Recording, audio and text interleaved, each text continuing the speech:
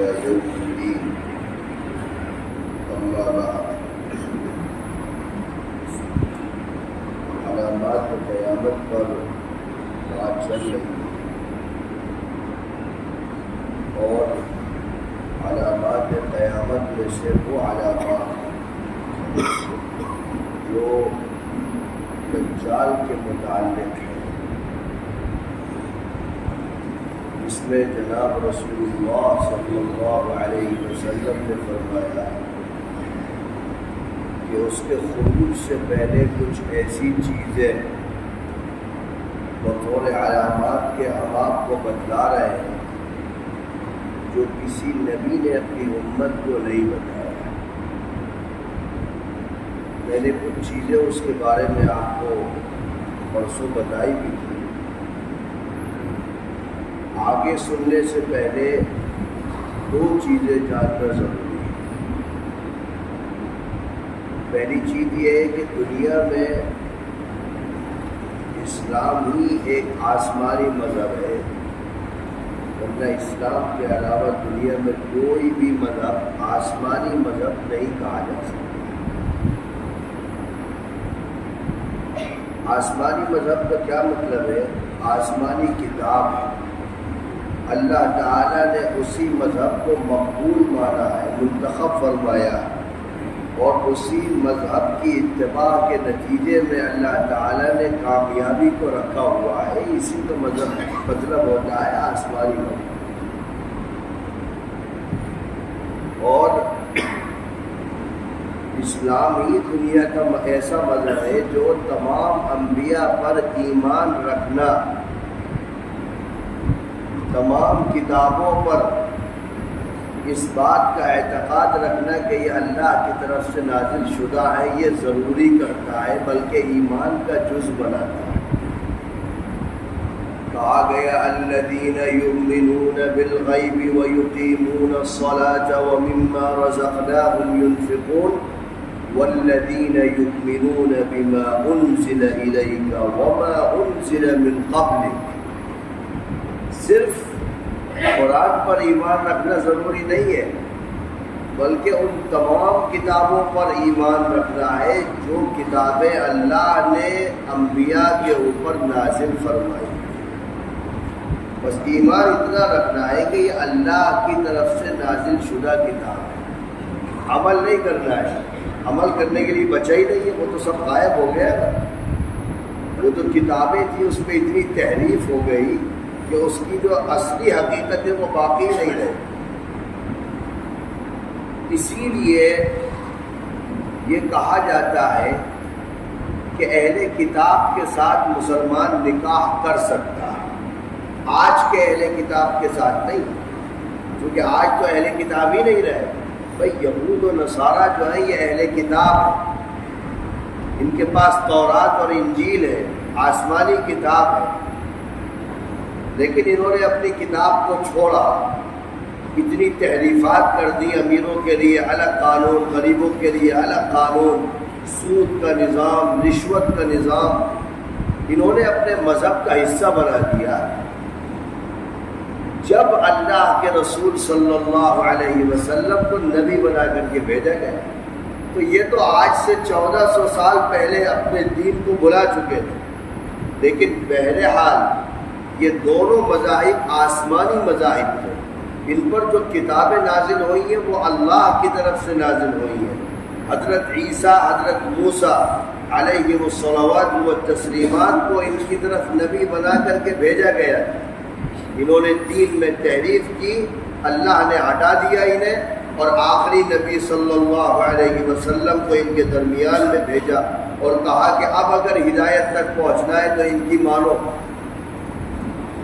تو میں آپ کو اتنا بتانا چاہ رہا ہوں کہ آسمانی مذہب اگر دنیا میں اس وقت کوئی ہے تو وہ میرا اور آپ کا مذہب ہے۔ پہلی چیز یہ سمجھو۔ دوسری بات یہ سمجھو کہ دیکھو قیامت تو آنی ہے، دجال بھی آنا ہے، یاجوج ماجوج بھی آنے ہیں، امام مہدی کو بھی آنا ہے۔ یہ سورج جہاں سے نکل رہا ہے ایک دن وہاں ڈوبے گا، اور جہاں ڈوبتا ہے وہاں سے نکلے گا، یہ سب ہونا ہے۔ یہ میری آپ کی دعا سے ایسا نہیں ہے کہ دجال نہیں آئے گا. اللہ کو اس دنیا کو ختم کرنا ہے تو ختم کرنے سے پہلے جو چیزیں اس میں حضور نے فرمائی ہیں وہ ہو کر کے رہیں گی. کوئی بڑے سے بڑا صوفی، قطب، ابدال، مولوی، پیر کوئی کسی کو روک نہیں سکتا. اللہ کا جو نظام ہے وہ تو دنیا میں لاگو ہوگا.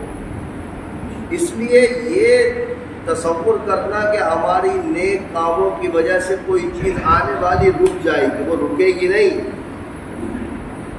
آپ کے نیک عمل اور عقیدے کی وجہ سے اتنا ہوگا کہ وہ جو بربادی آئے گی اس بربادی میں اللہ میری اور آپ کی حفاظت فرمائے. بس وہ رکے گی نہیں آنے سے، وہ تو آ کر کے رہے گی. چنانچہ میں نے کل آپ کو یہ دو باتیں سمجھیے گا تو آگے سمجھ میں آئے گی چیزیں. ایک تو آپ کا مذہب آسمانی مذہب ہے دنیا میں، بس کوئی آسمانی مذہب نہیں.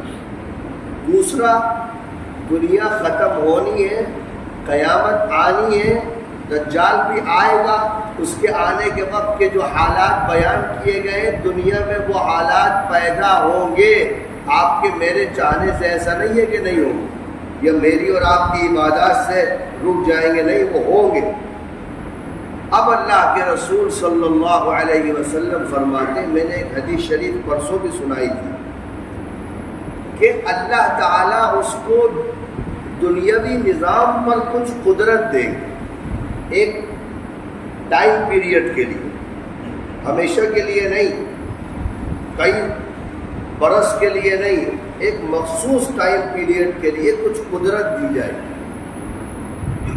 آسمانوں پر، آسمانوں کا مطلب موسم پر قدرت ہوگی، غلے پر قدرت ہوگی، آپ کا جتنی دولت کا نظام ہے اس پر قدرت ہوگی، جتنا سیاسی، معاشی، معاشرتی جتنا نظام ہے اس پر کامل ترین قدرت ہوگی. اور اللہ تعالیٰ ہی یہ قدرت دے گا، وہ اپنی عقل سے کوئی چیز نہیں لائے گا. انسان کی کیا حیثیت ہے بھائی؟ اللہ تعالیٰ نہ چاہے تو کوئی کچھ کر سکتا نہیں، اللہ کی طرف سے اختیار دیا جائے گا. کیوں؟ آزمائش کے لیے. سب سے عظیم امت کے مؤمنین کی آزمائش کے لیے اختیار دیا جائے گا. آزمائش کافر کی تھوڑی ہوگی، جو اللہ کو نہیں مانتا اس کی کیا آزمائش؟ آزمائش تو ان کی ہے جو اللہ کے ایک ہونے کا، اس کے خالق مالک ہونے کا عقیدہ رکھتے ہیں اور ایمان کا دعویٰ کرتے ہیں. ان کے دعوے کو ہی اللہ تعالیٰ ریسرچ کرے گا کہ دعوے میں کتنی جان ہے. فرمایا کہ اچھا یہ ساری جو طاقتیں ہوں گی نا، ان کی جڑ میں جاؤ گے تو وہاں پر آپ کو جھوٹ ملے. یہ سب فتنہ پردازی ہوگی، جھوٹ ہوگا، فریب ہوگا. اور ٹیکنالوجی کے ذریعے سے قدرت حاصل کی گئی ایک ایسی حکومت ہوگی کہ جس کے کوئی جڑ بنیادیں نہیں ہوں گی، اور امام مہدی آ کر کے ان تمام بنیادوں کو ختم کر دیں گے، بالکل صفحہ ہستی سے مٹا دیا. ابن ماجہ میں ایک روایت ملتی ہے اس کے بارے میں، جس میں جناب رسول اللہ صلی اللہ علیہ وسلم فرماتے کہ وہ ایک بدو سے کہے گا، ایک دیہاتی سے، کہ تم مجھے خدا مانتا ہے؟ کہا میں تو نہیں مانتا. اگر میں تیرے ماں باپ کو زندہ کر دوں تو مجھے خدا مان لے گا؟ کہے گا ہاں بالکل مان لوں گا. تو وہ دو شیطانوں کو حکم دے گا کہ ایک شیطان اس کے باپ کی شکل میں آ جائے گا، ایک اس کی ماں کی شکل میں آ جائے گا، اور وہ دونوں شیطان اس سے کہیں گے بیٹے سے کہ بھئی یہ خدا ہے، اس کو خدا مان لے. چنانچہ وہ ایمان بیچ دے گا، اس کو خدا مان لے. اللہ کے رسول نے تو جڑ پر حملہ کیا کہ بھئی اگر تو نبوت کا دعویٰ کرتا ہے تو ہمارے نبی تو آ گئے، دروازہ بند ہو گیا، اب کہاں کی نبوت رہی؟ تو جھوٹا ہے، اس کا مطلب نبی ہو ہی نہیں سکتا. اگر خدائی کا دعویٰ کرے تو یہ نہیں کہ ہاں ایسا کر دو تو ہم تمہیں مان لیں گے. یہ تو دوسرا اسٹیج ہے. بھائی ہم تجھے مانتے ہی نہیں، تو ساری دنیا کی طاقت دکھا دے تب بھی ہم نہیں مانتے. یہ آپ کس وقت کہو گے؟ جب آپ کو پتا ہوگا کہ اس طرح کا فتنہ امت کے درمیان میں آنے والا، تبھی تو کہو گے نا. اس وقت کوئی وحی تھوڑی آئے گی کسی کے پاس، یا کشف تھوڑی ہوگا کسی کو. جب علم ہوگا اس علم کے نتیجے میں آدمی اپنے ایمان کی حفاظت کرے گا۔ کسی بھی چیز کی حفاظت کے لیے ضروری ہے علم کا ہونا۔ بزنس کرتے ہو تو اس کا علم ہونا ضروری ہے، کھاتے ہو تو اس کا علم ہونا ضروری ہے۔ کوئی بھی دنیا میں کام کرو، کام کرنے سے پہلے ضروری ہے اس کام کے بارے میں جانکاری۔ جب علم ہوگا تو حفاظت ہو جائے گی، علم نہیں ہوگا تو کچھ نہیں ہوگا۔ اور کتنی روشن احادیث ہے، میں سمجھتا ہوں کہ سورج سے زیادہ روشن ہے۔ سورج کی روشنی میں تو آپ کو کوئی چیز نہیں دکھ سکتی ہے، لیکن یہ احادیث تو اتنی واضح الدلالہ ہے کہ آدمی ان کو ایک مرتبہ پڑھے، اس کے دل میں اگر ایمان ہے تو گمراہ نہیں ہو سکتا۔ اب آپ ان حدیثوں کو سمجھو۔ میں نے آپ کو پرسوں بھی کچھ چیزیں بتائی تھی کہ دیکھو غذائی طاقتیں کس کے پاس میں، حضور نے فرمایا نا کہ ایسا لگے گا کہ اس کی جنت جو ہوگی وہ دراصل جہنم ہوگی، اور اس کی جہنم جو ہوگی وہ اصل میں جنت ہوگی۔ جو اس کو مانے گا اس کے لیے سب کچھ ہوگا، اور جو اس کا انکار کرے گا وہ پیدل ہو جائے گا۔ ایک امتحان کا، آزمائش کا دور ہو۔ آپ دیکھو دنیا میں جتنی میڈیسن ہے، وہ لوگ دنیا کے جس ملک میں جون سی بیماری پیدا کرنا چاہے، آپ کو یہاں سے امروہہ جانے میں اتنا ٹائم نہیں لگے گا، اتنا لگے گا اس سے کم وقت میں وہ کسی بھی ملک میں کوئی بھی بیماری پیدا کرنے پر قادر ہے۔ دوائیں وہ بناتے ہیں، غذائیں وہ دیتے ہیں، پانی پر ان کی قدرت ہے، زمین پر ان کی قدرت ہے، موسموں پر ان کی قدرت ہے۔ تو اللہ کے رسول صلی اللہ علیہ وسلم نے جو نظام بیان کیا تھا، آپ تو اس کو اپنی آنکھوں سے دیکھ رہے ہو۔ ہر آدمی کا ڈیٹا ان کے پاس ہے، سارے کمپیوٹر میں فیڈ ہے۔ آپ سے کہہ دیا گیا یہ بنا لو، یہ بنا لو، یہ مجبور ہے، آپ کو بنانا ہی پڑے گا، ورنہ سروائیو نہیں کر سکتے آپ کسی بھی ملک میں دنیا کے۔ لیکن وہ جو طاقت ہے جو اس کو مسیحا مانتی ہے، اس کا انتظار کر رہی ہے، وہ طاقت کل ان چیزوں کا آپ کے ایمان کے امتحان کے لیے استعمال کرے۔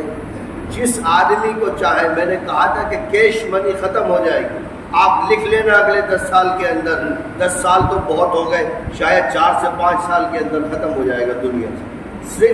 صرف اور صرف آپ کے پاس کریڈٹ کارڈ ہوں گے، اور جب کریڈٹ کارڈ ہوں گے تو جہاں پر پیسہ ہے اس کے آپ مالک نہیں ہو، اس کے جو مالک ہے وہ آپ کی تقدیر کا فیصلہ کریں گے۔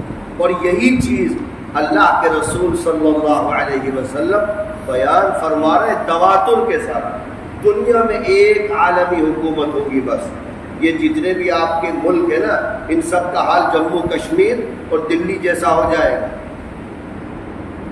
آدھے راجیہ بن کے رہ جائیں گے۔ میں ملکوں کی بات کر رہا ہوں، اسٹیٹ کی بات نہیں کر رہا ہوں۔ یعنی وہاں کی اسٹیٹ گورنمنٹ کو کمپلیٹ پاورز نہیں ہوں گی، ہیلتھ ان کے پاس نہیں ہوگا، پولیس ان کے پاس نہیں ہوگی، اور دیگر چیزیں نہیں ہوں گی۔ ایک مخصوص دائرے تک کوئی بھی ملک کا وزیر اعظم اپنی حکومتی اختیارات کو استعمال کر پائے گا۔ ہیلتھ کو لے کر کے WHO جو گائیڈ لائن جاری کرے گا ساری دنیا کو ماننا ہوگا۔ دولت کو لے کر کے IMF ورلڈ بینک جو گائیڈ لائن جاری کرے گا آپ کو ماننا ہوگا۔ غذا کو لے کر کے یونائٹڈ نیشن جو گائیڈ لائن جاری کرے گا مینڈیٹری ہوگا دنیا کے ہر ملک پر، اگر نہیں مانے گا اس کا سماجک بائیکاٹ اور بہشکار کر دیا جائے گا۔ اور کسی ملک کی اتنی اوقات نہیں ہوگی کہ وہ ان کی بات نہ مانے، کیونکہ ساری پاورز کا جو کیندر ہوگا وہ وہی لوگ ہوں گے جو آج دجال کے منتظر ہیں، اس کو اپنا مسیحا مانتے ہیں، اور عیسائیوں کو یہ کہا گیا ہے کہ عیسیٰ مسیح دوبارہ آنے والے ہیں۔ تو یہ تو سب کلیئر ہے، اس میں تو کوئی راکٹ سائنس نہیں ہے کہ میں آپ کو سمجھاؤں پھر آپ سمجھیں، اس پہ ریسرچ کریں۔ آپ دنیا کو دیکھیے، یونائٹڈ نیشن کو ایک گلوبلی گورنمنٹ کا روپ دے دیا گیا، جو کچھ اس میں کچھ سالوں کی دیری ہے، آگے دیکھیے گا اس کو دے دیا جائے گا۔ اور آپ کے جتنے بھی ملک ہیں وہاں کی سرکاریں ہیں، ان کے اختیارات کو انتہائی کم کر دیا جائے گا، انہی اختیاروں کے بیچ میں انہیں حکومت کرنی ہوگی۔ یہ سب کچھ ہوگا۔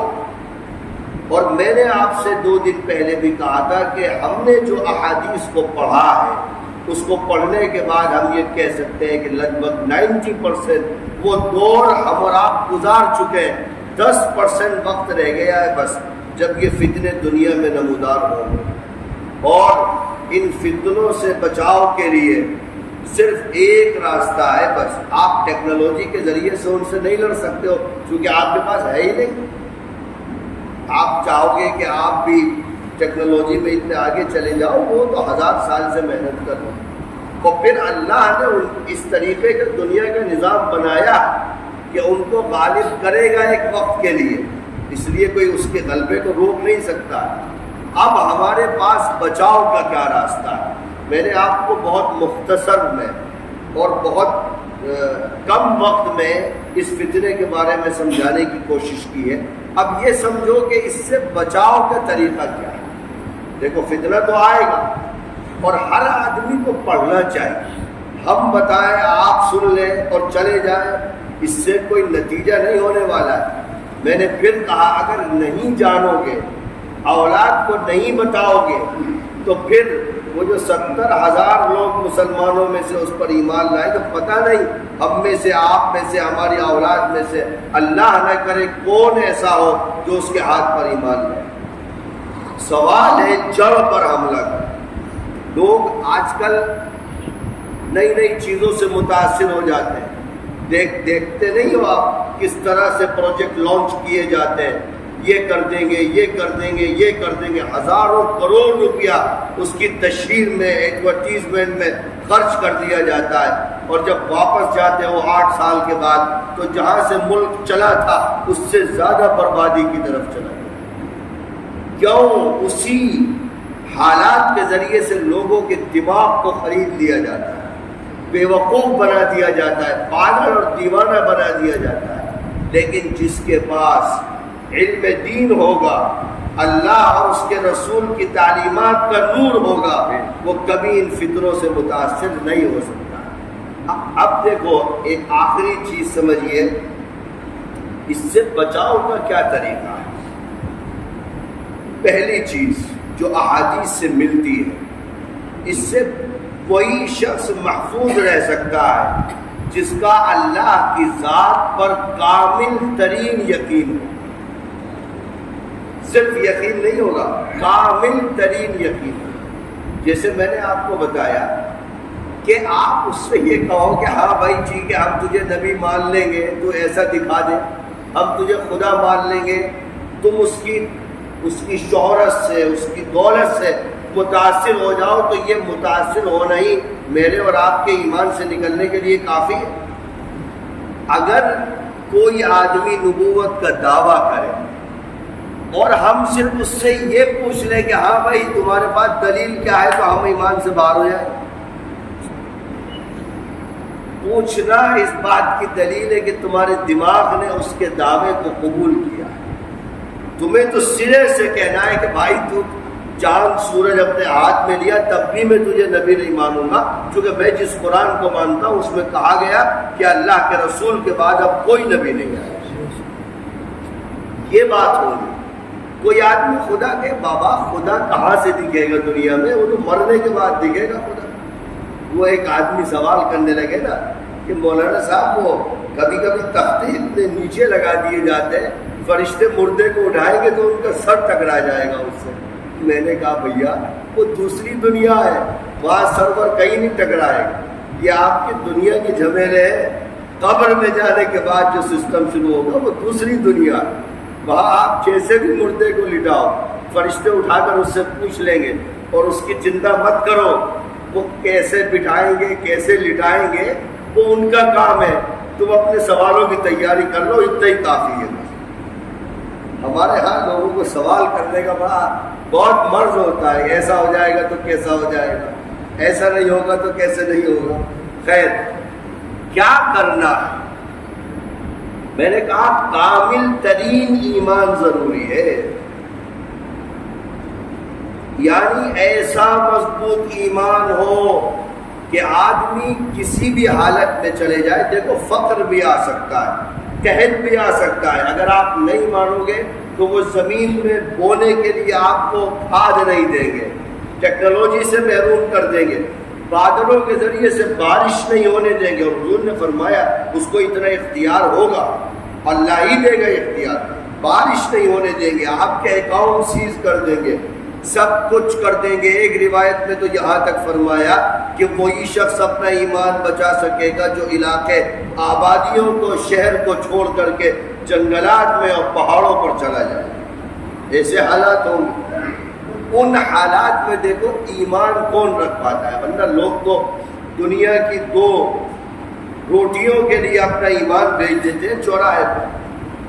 کہا نہیں, ایمان کامل ترین ایمان ہونا چاہیے, اور وہ کامل ترین ایمان بچائے گا اس فتنے سے. کامل ترین ایمان کیسے ہوگا؟ اس وقت ہوگا جب آپ اسلام کو پڑھو گے, احادیث کو پڑھو گے. جس آدمی کو علم ہوگا, معرفت ہوگی, وہ کچھ بھی کر لے گا لیکن اس فتنے کے سامنے گردن نہیں جھکائے گا. اور دوسرا جو نسخہ بیان کیا حضور صلی اللہ علیہ وسلم نے, فرمایا ہر مسلمان سورہ کہف کی ابتدائی 9 آیتوں کی تلاوت کرے. جو سورہ کہف کی ابتدائی 9 آیتوں کی تلاوت کرے گا تسلسل کے ساتھ, اللہ ان 9 آیتوں کی برکت سے اس کو, اس کی اولاد کو اس عظیم فتنوں سے محفوظ رکھے. اس لیے اپنے ایمان کو مضبوط کریے. ایمان مضبوط ہوگا دین کی تعلیمات سے. اپنی اولاد کو دین کی تعلیم دیجیے. آج ہم اگر اپنے بچوں کا پورا ایجوکیشن سسٹم دیکھیں, شاید 2% ٹائم بھی دین کے لیے نہیں دیا جائے. کتنے بچے 10 سال کے, 12 سال کے, 15 سال کے, آپ ان سے کہو ذرا 4 کلمے سنا دیجئے, نہیں سنا سکتے. لعنت ہو ایسے ماں باپ پر جو اپنے بچوں کو مذہبی تعلیم سے اتنا دور رکھتے ہو. بابا قبر میں مرنے کے بعد اگر یہ سورہ فاتحہ پڑھ کے نہیں بخشے گا تو عذاب سے روک نہیں سکتا اگر مجرم ہو کے مرا ہے. کس دنیا کے پیچھے پاگل اور دیوانے ہو گئے لوگ, دین کو بھلا دیا. نہ مدارس بھیجتے ہیں, نہ مساجد بھیجتے ہیں. خود دیکھو نا, جو بچہ انگریزی بول سکتا ہے, سائنس پڑھ سکتا ہے, سوشل پڑھ سکتا ہے, وہ دین نہیں پڑھ سکتا. اس کو دین کے بیسک اسٹرکچر کا علم نہیں ہے. اور پھر آدمی سوچتا ہے کہ بیٹا بڑھاپے میں میری خدمت کرے. کہاں سے کرے گا؟ آپ دیکھو سماج کے اندر, قوم کے اندر جو بچوں کی دینی بیداری ہے ان کو دیکھو. کتنے بچے ہوں گے دوسرا کلمہ تک یاد نہیں ہوگا. اب کیا کہو گے آپ ان ماں باپ کو؟ کیا وہ مجرم نہیں ہے؟ اللہ سے بغاوت نہیں کر رہے ہیں؟ دنیا کے ٹکے کے لیے, 2 پیسے کی شہرت کے لیے اپنی اولاد کے ایمان کو بیچ رہے ہیں, اور پھر یہ سوچتے ہیں کہ اللہ تعالیٰ دجال کے فتنوں سے محفوظ رکھے گا, مصیبتوں سے محفوظ رکھے گا. کہاں سے رکھے گا؟ اللہ کو کیا ضرورت ہے میرے آپ کے سجدوں کی؟ کیا ضرورت ہے اللہ کو میری آپ کی عبادت؟ ہم نے تو دین کو تماشا بنا دیا ہے. اسی لیے تو قرآن کہتا ہے قیامت میں جب جہنمیوں کو اللہ تعالیٰ ڈالے گا, ان سے کہے گا الذین اتخذوا دینکم لہوا ولعبا, تم وہ مجرمین ہو جنہوں نے اپنے دین کو کھیل اور کود بنا دیا. ہم نے آیتیں اس لیے دی تھی. کیا نظام اسلام نے بیان کیا؟ 60 سال کا بچہ ہو, باپ کو کہا ہاتھ پکڑ کے مسجد لے کے جاؤ. کیوں مسجد میں بلایا؟ ابھی 60 سال کا ہے, 10 سال کا ہو جائے تنبیہ کرو اگر نماز چھوڑتا ہے. کیوں؟ تاکہ 15 سال میں جب بالغ ہو جائے تو جب تک زندہ رہے کوئی نماز قضا نہ ہو. اور ذرا ہم دیکھیں اپنی اولاد کا حال, کتنے وقت ہم مسجد لے کر کے آتے ہیں, کتنی عمر کے بچے ہو جاتے ہیں, نہ باپ نماز پڑھتا ہے نہ اولاد نماز پڑھتا ہے. جب تک دینی مزاج پیدا نہیں کرو گے تو نقصان کسی کا نہیں ہے, نقصان آپ کا ہے, نقصان اس ماں کا ہے, نقصان اس باپ کا ہے. دنیا کے جتنے علم ہے نا, جب تک زمین پہ چل رہے ہو جب تک کام آنے والے ہیں, مرنے کے بعد صرف علم دین کام آئے گا. اسی لیے قرآن میں عالم صرف اس کو کہا ہے جو قرآن و حدیث کا جانکار ہے. اس کے علاوہ اللہ نے کسی کو عالم نہیں کہا, سب علم دھرا کا دھرا رہ جائے. اس لیے اگر چاہتے ہو اس فتنے سے محفوظ رہو, 2 کام ہیں. کامل ترین ایمان لاؤ, اپنے بچوں میں دینی شعور پیدا کرو, عقیدے کا شعور. آپ کرسچن اسکول میں بھیجتے ہو, وہ 90% عیسائیوں کے عقیدے پہ چلے گئے. آپ سوچو تو میں ایک بات کہتا ہوں بار بار کہ ہمارے کتنے جوان ہیں مراد آباد کے اندر, کسی کو کھڑا کرو کہ 10 منٹ حضور پر بولے، نہیں بول سکتا ہے، 5 منٹ قرآن پر بولے، نہیں بول سکتا ہے۔ یہ ساموہک فیلئر ہے، یہ ہماری وفلتاؤں کا سب سے بڑا اسمارک ہے، علامت ہے، جو آج ہم اس بربادی کی کگار پر پہنچے۔ اور دوسرا یہ کہ ہر آدمی سورہ کہف کی ابتدائی 9 آیتوں کی تلاوت کرتا رہے، معمول بنا لے اپنی زندگی کا۔ اللہ اس کی برکت سے اس کی آنے والی نسلوں کو بھی اس فتنے سے محفوظ رکھے گا۔ اللہ تعالی ہم سب کو عمل کی توفیق عطا فرمائے۔ وآخر دعوانا ان الحمد للہ رب العالمین۔